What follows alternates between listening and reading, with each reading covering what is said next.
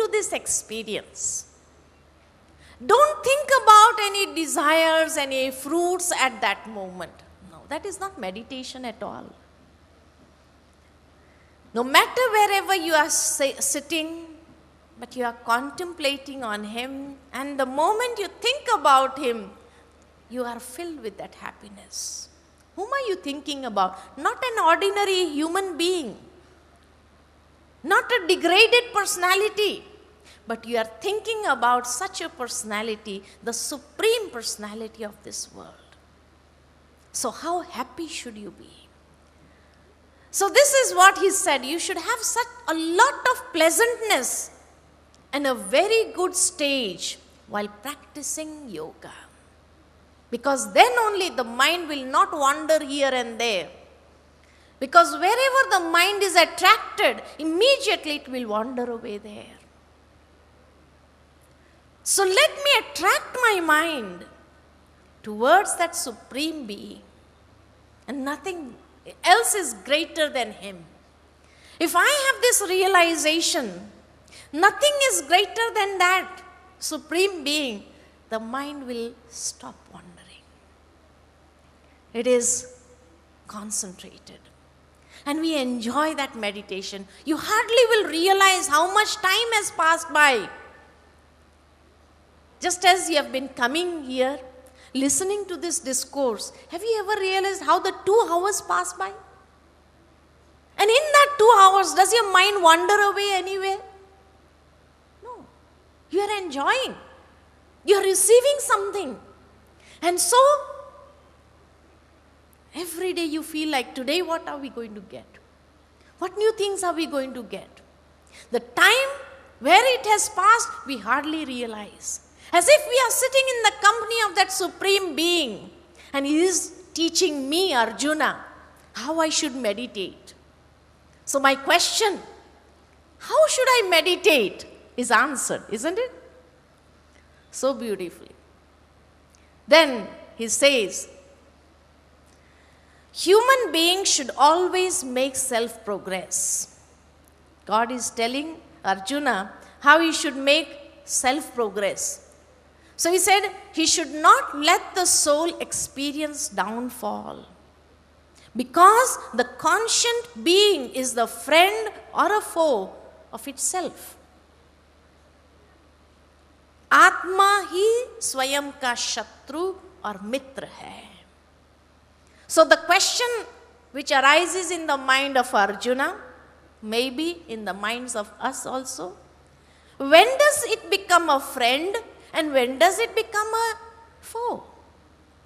For that, God answers, it is a friend when along with the mind all the senses are one, and a foe when the mind and the senses are under influence of vices, evils.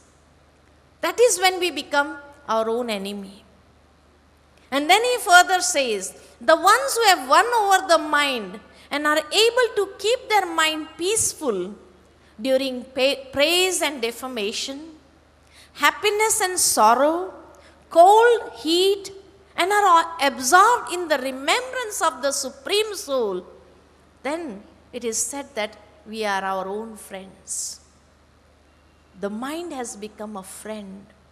Make your mind your best friend, and it will start elevating you. There will be nothing that can become an obstacle for you, because obstacles are the creation of weak mind. When the mind is influenced by weaknesses, oh, what will I do if this happens? What will I do if this happens? So obstacles are the creation of a weak mind. But if you make your mind your best friend, there is no obstacle for you. You are beyond.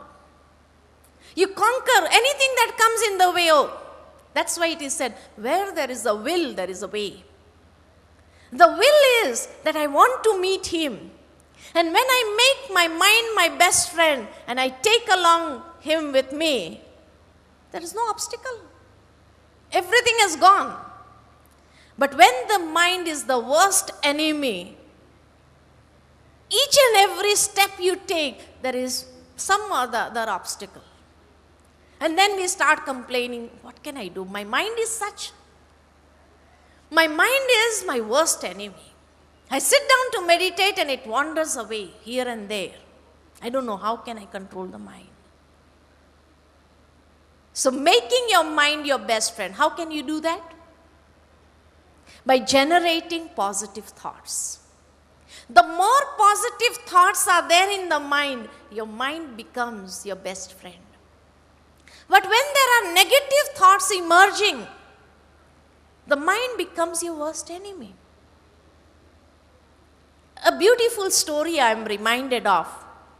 Once there was a king and he had a friend, and his friend was a timber merchant.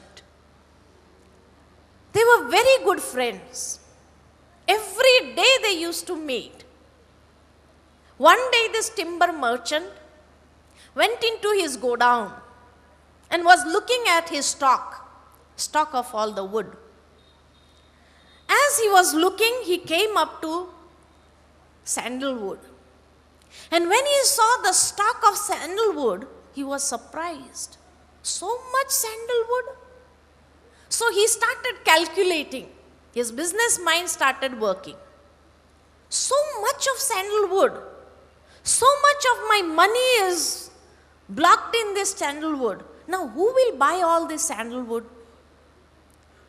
So immediately, in today's age, the tendency of the human mind is to think negative. So immediately he has this thought.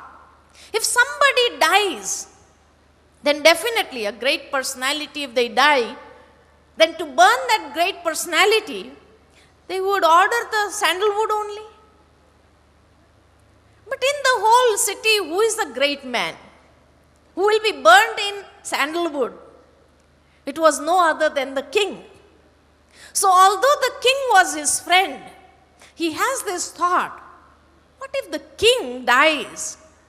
All my sandalwood will be gone and I'll get all my money back. So this evil thought which came up into his mind, in the evening when he goes to the palace to meet the king, his friend, seeing the king also, he has this thought, but the king is too young, he won't die so soon. So then again in his mind says, what if somebody attacks him? But then the mind again says, no one will attack him because he has got very friendly relationship with all the neighboring countries, neighboring states. So nobody will attack him. Then again the mind generates the thought, what if somebody kills him? But again the intellect says, who will kill him? All the subjects are also contended with the king, so nobody will kill him. Then again the negative thought emerges. I come here regularly, nobody has doubt on me because I'm the friend. What if I kill him? Just see how it goes. But he did not have the courage to kill the king. So as this inner dialogue was going on between the mind and the intellect, the mind was constantly generating a negative thought and the intellect was trying to take him away. And seeing his expressions, the king felt uncomfortable because the vibrations were such. So he asked him, what is happening to you? Why do you look so upset today? You do not look fresh as usual. So he says, nothing. I was just having some business thoughts, that's all. And he turns the topic, but constantly at the back of his mind, it is going on, something is going on. When he leaves the palace, the whole night he could not sleep. He had so many thoughts, alternate, this thought, that thought, so many alternate thoughts. Now the vibrations, because they were very good friends, the mental frequency was tuning with one another. So whatever he was thinking, a telepathic connection was being established. So the king has the thought, the king also could not sleep that night. And he has a thought, this friend of mine is so rich. He has a lot of money. And he does not have anyone before him, after him. He is alone. He does not have any children, anyone who will carry out his name afterwards also. Whom is he earning for? So the king has the thought, if he dies, his whole property will belong to the kingdom.